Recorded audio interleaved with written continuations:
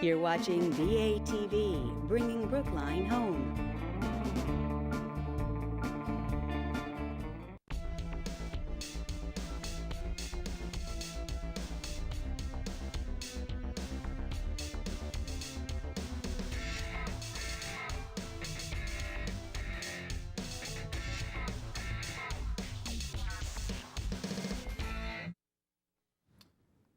Hello and welcome to the Safety Net. I'm Steve Bressler. Susan Howard is off today. Now that combatant troops have left Iraq and troop levels are being reduced in Afghanistan, we're seeing more and more veterans returning to the United States. We know that there has to be a transition from being in a war zone with your nerves constantly on edge to returning to a civilian lifestyle. We also know that there are veterans who have been traumatized by their experiences in Iraq and Afghanistan who've returned to America and their families, and they've brought with them post-traumatic stress syndrome. Some of these veterans are having a difficult time adjusting to civilian life. Some of these veterans have seen their marriages falter and have gotten into domestic violence situations and worse. How do veterans and their families cope with these challenges? To whom do the veterans and their families turn to for help? Is there a support system in place to work with veterans and their families? We're fortunate today to have with us to discuss these issues and more Brookline Director of Veteran Services Bill McGroarty and Brookline Department of Public Health Human Services Coordinator Dr. Lloyd Gellineau. Welcome to both of you. Thank you, Steve. Bill, you're a veteran yourself. Yes, sir. Please tell us a little bit about your own military experience. You're a retired Army major, correct? I left the service actually as a captain, promotable, and they picked me up in the reserves as a major. But I did just under a decade on active duty. I was with the 11th Armored Cavalry Regiment in the 9th Infantry Division. I've been working with veterans for about 15 years now, and I've been here in the town 6-7 years now as the Veteran Service Officer. And this is a great town with some great people in it. Now, certainly not all of your clients are Iraqi veterans or Afghanistan veterans. I mentioned post-traumatic stress syndrome, stress disorder. You must have seen that also in veterans of other wars. I know it's been around for a long time. I read a book about General Patton once, and he referred to it not by that name in the Second World War. They've called it shell shock. They've called it a whole bunch of different names. But it's post-traumatic stress. It's been around as long as there's been mankind. In veterans, you know, a lot of combat soldiers, male and female, are put in very stressful situations. They're exposed to some trauma. It isn't cowardice, it isn't weakness, it goes by individuals. And veterans of every war in our history of our country have had to deal with post-traumatic stress returning. Not every veteran has to deal with it. Not every veteran comes back with post-traumatic stress, but there are numbers that do. And it is, you know, it's how we deal with it that makes a difference. And I think, you know, the best part about this generation is we're very upfront with it now. And I think we're dealing with it more than we might have in the past. And then that keeps lives from being ruined. You know, 'cause if you're not dealing with it, then you're doing things that are self-destructive, like self-medicating by drinking. I just actually want to interject that Bill mentioned that you don't come back with, not everyone comes back with it, and that's true. The other side of that, though, too, it's not necessarily an immediate effect. You know, it can happen years down the line. Bill we were talking a little before the show, and we're talking about a lot of people who are retired, who found some way of coping with it, or all of a sudden it starts manifesting itself after they retire because now there's less structure in their lives. What I've seen is, you know, a lot of times some people come back and right after that honeymoon period, the stress is apparent with them and it starts affecting them right away. Some people push it all down and they go to school, they get married, they have kids, they're busy, busy, busy, and all of a sudden they retire. And when that house gets quiet, That's when the memories start coming in. And then all of a sudden, many, many years after the war, they're dealing with post-traumatic stress. That's a shock for them. Some people, it's a trigger event. They came back, everything's okay, they put it down, and then something in their life brings back a real traumatic memory that they had suppressed, and then all of a sudden they start dealing with PTSD years after they got back from the service. So there's no cookie cutter. This is what happens when you get back. There's things to look for. Sleeping disorders. If you're having a hard time sleeping, if you're having a lot of nightmares, especially the same kind of nightmares, what happened.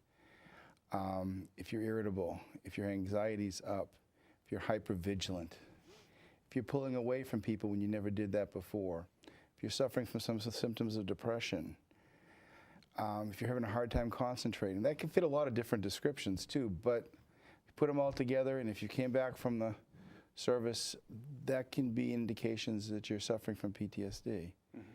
It's not, although some people disagree with me, I'd say it's not mental illness, it's a very sane response to an insane world. But you still need help coping with it. Sleeping is a big factor. I've dealt with a lot of veterans that, it was really becoming overwhelming, and just getting some medicine and getting some sleep made the rest of it a lot easier to deal with. But if you're having nightmares, if you're not sleeping, then that stress just gets worse and worse. So, that's one of the things you have to look for. Yeah, I've worked for the town for many, many years, and folks probably don't know this, but my office, Lloyd, Bill, and I work very close to one another. And I got to say that I've seen more veterans come into the health building since you took over as a veterans agent than I did in all the years prior to that. Do we attribute that to the fact that we have had Iraq and Afghanistan, or is it just because you do a much better job as the veterans agent? Well, if I was applying for a raise, I'd say it's because I do a much better job. But I think there's a couple factors. I think, first of all, we got a whole new generation of veterans coming in, back from the service. They did amazing things for the country. I mean, these are people that built nations, that saved people, that just did extraordinary things. Unfortunately, some of them had to see some terrible things in the process too, and be exposed to some real terrors. But never ever discount what our young men and women, our women and women altogether have done, because they've done amazing things for this country and this world. And we owe them to make sure that they get to transition back to their life as well as possible. I think there's the combination of people coming back, and I think the economy made a difference too, because I think people that never needed help before are finding it difficult. And people that retired that thought they'd never need help are finding it a little more difficult. And they're looking for veterans benefits and never did before. So, although I'd love to say it's me, but I think it's really the world we live in today, both with returning veterans and some of our older veterans that need help that never needed help before. Yeah. The larger theme of this show is domestic violence, domestic abuse. How prevalent is that an issue? Well, among veterans? It's got a lot of press, and I think it's a little. Again, I don't like to cookie cutter things, but you've got people that come home. Just to preface this, you have a couple, they're living together, everything's going well, and one of them, because it isn't always the man anymore, you can't make that assumption, but one of the two partners gets called on active duty or is on active duty and goes to Iraq or Afghanistan and then returns. There is a lot of expectation that everything's going to be the same as soon as you get home. Mm-hmm. But the person that just went away for a year, 10 months, 18 months, whatever it is, that tour, is inexplicably changed for better or worse by their experiences.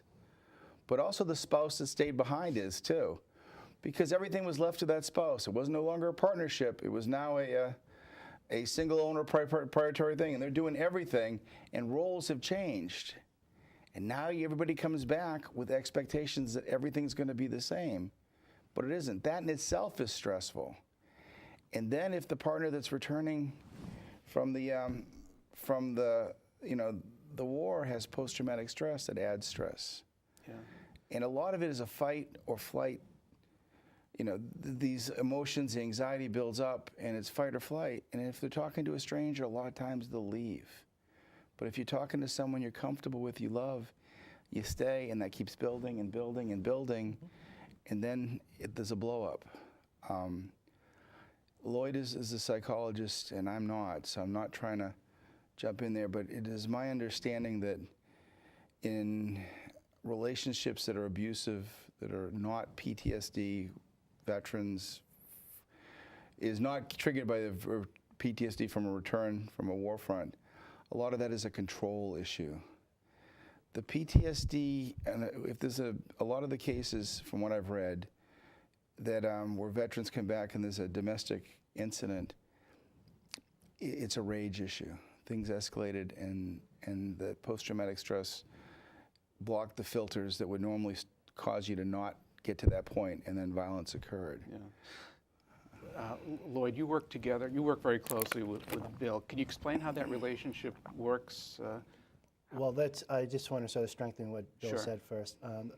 He made a distinction between two sets. Let's say a typical domestic violence situation where it's a matter of control, where the person has, with intent and with forethought, to go and try to manipulate and control someone else.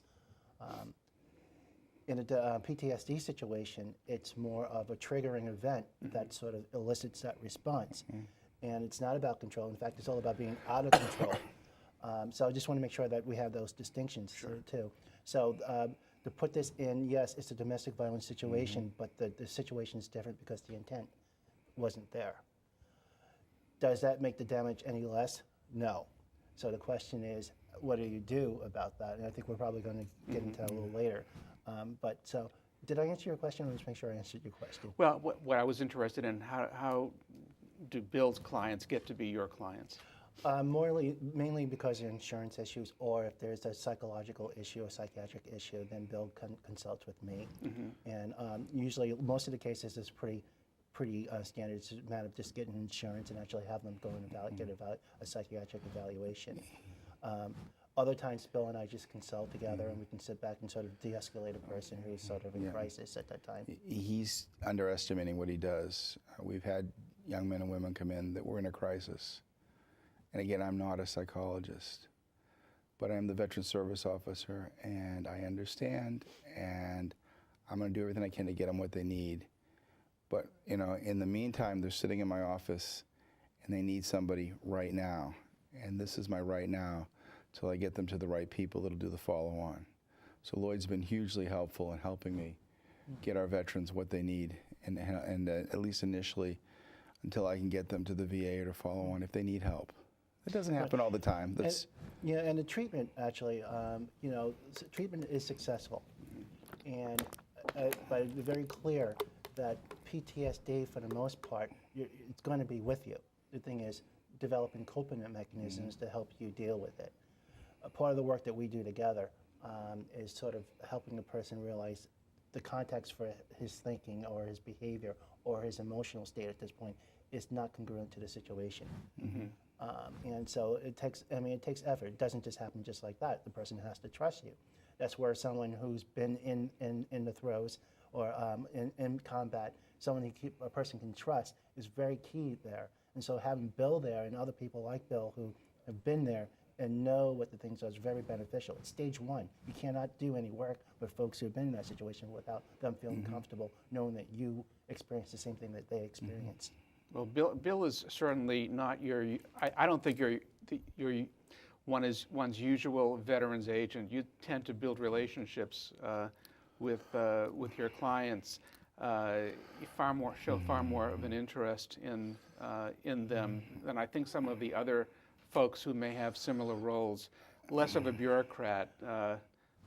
You raise a good point. The point is that that Bill looks at the total person, or someone like Bill looks at the total person, not looking at someone who has a disease or someone who has a mental illness. And I think that's important. A lot of veterans are proud. They, and they're standing up on their own feet. And someone who looks at them in that way will probably get more from them or get them in the right direction as opposed to someone who looks at them as someone who needs to be cured. Bill, is there a difference between contemporary veterans and veterans from the Vietnam era, Korean era, or World War II that you've dealt with? Two things before I answer that. One is every veteran should be proud. They did amazing things. Two is, despite what it seems, I didn't promise to buy these two lunch today. So thank you for that one, because they're being overkind. I think most people that you find in veteran services care about the veterans. The people that come into my office could be my brother, they could be my son, they could be my father, and I always treat them as if they're a sister or mother in a lot of cases. And I always want to treat them that way. Your question again, Steve, I'm sorry? Do you see a significant difference or any difference among current veterans and veterans from earlier eras, Vietnam, Korea, World War II? I think the way we treat our veterans is one thing, and I think the dynamics of how they return is another. The young men and women that come back today are treated as heroes. I think America's matured enough that even if you disagreed with the politics of what we do sometimes, we've become smart enough to understand that the soldier doesn't make those decisions, the Marine, the airman, the sailor doesn't make those decisions. So the people that are out in foreign lands defending our country are heroes, whether you like the decisions that are being made at Washington. I think we're separating those things now. So we treat our people come back as heroes. We also are facing the issues that our veterans receive better, and we're acknowledging them, and we're trying to do something about it. I think, and I was a young man, I wasn't in Vietnam, but when our Vietnam veterans came home, they weren't treated the way they should have been. And that generation suffered because of that. And to the Vietnam veterans' credit, they have been absolutely outstanding at supporting the young men and women that came behind them. And just making sure that they didn't get treated the way that the Vietnam veteran got treated. The World War II veteran, Korean War veteran, that generation didn't talk a lot about their problems. So it didn't get dealt with as much. And people got lost because of that. I mean, they got treated as heroes. The World War II guys more than the Korean guys. They were kind of the forgotten soldiers, but the World War II guys treated as heroes. But you came back, and you just had to put it aside, and if you couldn't do that, you weren't getting all the supportive services you should have. Or you got them a lot later in life. And a lot of people fell to the wayside because of that. I had two uncles who served in Korea, and the Korean War, and they're the ones that sort of got put on the side too. They basically had bouts of alcoholism and a lot of issues. And like we were talking about the proud soldier, reaching out to them actually was quite hard for folks, and they actually wound up being alienated from the family. It was terrible. I've talked to a lot of World War II veterans that didn't get treatment until the 70s and 80s. Yeah. But they were suffering from PTSD since 1945. Wow. So, I mean, this is, and their personal life suffered because of it, and their family suffered because of it. Well, what supports, in addition to the two of you, and you do a fantastic job, but in addition to the two of you, what support system is out there for veterans who are having problems? Okay. Every community in Massachusetts either has a local veteran service officer, which is what I am, or has a regional one if they're small communities. And we are supported by the Department of Veteran Services, which is kind of like a state version of the VA. And we're able to do emergency benefits, financial benefits, so that someone doesn't fall between that crack. And we do a lot of advocacy with the federal government. The VA is the primary support structure for veterans coming back. And they've been stretched to the seams. And there sometimes are people that fall through those cracks. And at least in Brookline, it's my job, if you fall through the cracks, to catch you and put you back up and get you the help you need. And that we'll do. And I've got the state supporting me on it. I had a young man in a lot of trouble, and I was deeply afraid he was going to hurt himself. He was deeply afraid he was going to hurt his family and would hurt himself before he hurt his family. Lloyd helped me with him initially. And I called a team called the SAVE team at the state. And we cleared a path where he hadn't been able to get an appointment at the VA in 6 months. And we got him in within an hour and got him the treatment he needed. And he's doing real well today. The success stories. And again, I don't want to box. Every veteran that comes back does not have these problems. Every veteran's family does not have these problems. But if you do, you don't have to live with them. If you see yourself falling into these categories, if you're drinking too much and you didn't before, if you're getting angry real easy, if you're having a hard time communicating, especially with someone you love like your spouse, then, you know, come and talk to somebody. Even just talk to me. If I think you need to go further, I'm going to help you. Maybe talk to Lloyd and get you moving in the right direction. Do spouses of veterans sometimes call you? Sometimes. Yeah. And, you know, there's two parts of treatment for PTSD. There's medication, which they can give you if you're not sleeping to help you sleep. If you're having a lot of anxiety, they can give you medicine to calm your anxiety. If you're having depression, they can give you antidepressants. And that's good because sometimes you need that to get over a lot of people drink because they're not getting medications and they need to calm themselves down, but drinking never helps a problem. It just takes it and makes it worse. But counseling helps too because it finds coping mechanisms. It's not just treating the symptom, it's treating the root cause so that you don't need medication for the rest of your life and so that you can move on with your life and do the things that you want to do and you deserve to do. The other part of the equation is in domestic violence, or even just in PTSD, even if it has not come to domestic violence, not every person with PTSD raises to the occasion of having domestic violence with their spouse. But it does put a lot of stress on a marriage. That if someone has PTSD, it's always good to get the spouse into some kind of counseling just so they understand what is going on. You know, and I'm going to use an analogy that's terrible, but and I love my wife, if my wife had cancer, I would be trying to find out everything I could about that particular kind of cancer and the treatments and everything that went along with it so I could do everything possible for my spouse. Well, the same thing with PTSD. It's very important that if you're in a relationship and you have PTSD and it's recognized that your spouse understands a little bit about it too, whoever's in your relationship. I want to just use the word spouse because it's an invisible wound. And it's a little bit more hard to understand, but it's real. It's as real as a physical wound. And Lloyd is here to offer that counseling. Well, or potentially offer the counseling. Potentially, but most likely refer them to appropriate clinicians to do. Yep. Right. Is Brookline Mental Health involved with that, or Brookline Mental Health? Yes, there are a variety of different psychiatric institutions around Brookline and Boston that definitely are gearing up to help manage folks who come back.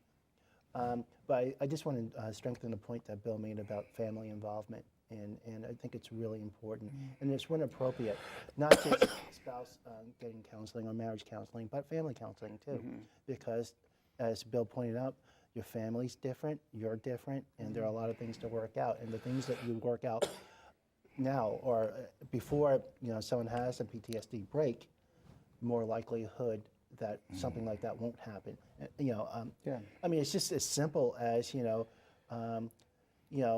if your spouse before you left, was dealt with the household, didn't work outside the house, all of a sudden that person is, the expectation is things to go back the way it was. That's a challenge for a relationship. That needs to be worked out. If you resolve that, that's less likely, that's one less trigger for the PTSD response. Yeah, it didn't even have to be a spouse. I had a veteran that was with another family member, and prior to this person going to war, this family member liked to get in their face, and it wasn't an issue because there was an understanding and there was a love, and it's just kind of the way they communicated with. But that threshold went way down when he returned, and all of a sudden that person gets in his face and it escalated to violence very quickly. And then, you know, the veteran's horrified too, because he don't want to hurt anybody. This is not a, you know, this is not an excuse for violence, but there's no bad guys here. It's all victims. But you don't want someone hurt. You know, I tell everyone that comes in that has PTSD, that's in a relationship, if you think it's escalating, turn around and walk out. Walk out before it gets to that flashpoint. Sure. I give most people that I think have that issue my home phone number, because I'd rather have you call me at 2 o'clock on Saturday morning than something go wrong. Well, we're not going to give out your home telephone Not on number TV, the please. show, but I want them to be someone to be available to them. And I also get to urge, you know, if you're in a relationship with someone who might have PTSD and they're escalating, and, you know, your natural tendency is to escalate, it's just going to get worse. Somebody has to be the bigger person here. So if they're not turn around and leave. These are people that just came back from a war. They were managing violence, and now you want to escalate with them? It's a bad idea. And they could hurt you, and they don't mean to either. So just turn around and leave.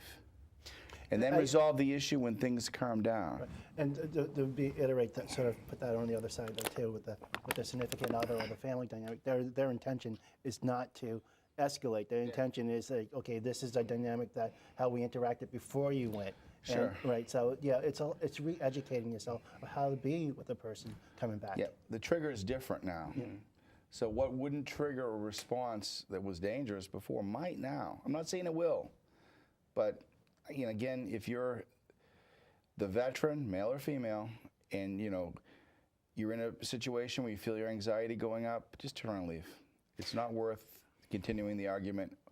And if you're the other person, same thing. If it's escalating, don't push it to the limit. Just turn around and leave. And then when everybody calms down, then we can, you know, start working the issues through.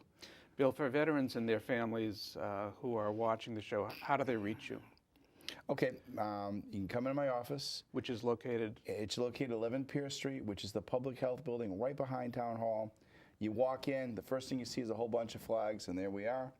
You can give me a call at 617-730-2112. That's not my home number, but that's my office number. Keep calling till you get a hold of me. We'll make sure that we take care of you. It's important to get, you know, if you think you have PTSD, it doesn't matter if you're in a domestic relationship or not. It doesn't matter if you think that's going to be an issue. If you just get PTSD, or you think you might, returning from the, you know, the war, it's a good idea to, you know, just talk to somebody, see what's going on, see if you need a little help. If you're not sleeping, sleep is a big thing. I can't tell you how much I've learned about how important sleep is just to get through the rest of your day. So if you're not sleeping right, if you think you're drinking too much, anything like that, come and see me and we'll talk. If you don't even have to have PTSD, if you just come back and you just want to talk about what your veterans benefits are. I do a lot of things besides PTSD. This is, you know, the safety net. We wanted to talk about that, but we do a lot of things for vets there. So come on and see me, and let's see what we can do for you. Lloyd, how do they reach you? That would be 617-730-2326. And I think that I'll give my email address too, because I think that's probably the quickest way to respond, get a response from me. And it's LGELLINEAUMA.gov. And Bill, what's your email address? It's B. McGroarty, MC. It's BMCGROARTY at Brookline, BROKLINEMA, no space between them, .gov, G-O-V. And please feel free to email me. But if you're from Brookline, even if you have no issues at all, come on and see me. Just see what we can do for veterans for you and what benefits are available to you. I'd love to see you. Just come in. Well, believe it or not, we are out of time, and I'm sure that there's a lot more that we could discuss, and we should probably have you both back for another show. Thank you, Steve. Maybe when Susan's back, Okay, she'll good. have other questions also. I want to thank all of our viewers for watching today's The Safety Net. This has been a very important program about our returning veterans. We have some fantastic resources here in Brookline with Bill McGroarty and Lloyd Gellineau. Please call them. You know how to reach them. And we'll see you next time on The Safety Net.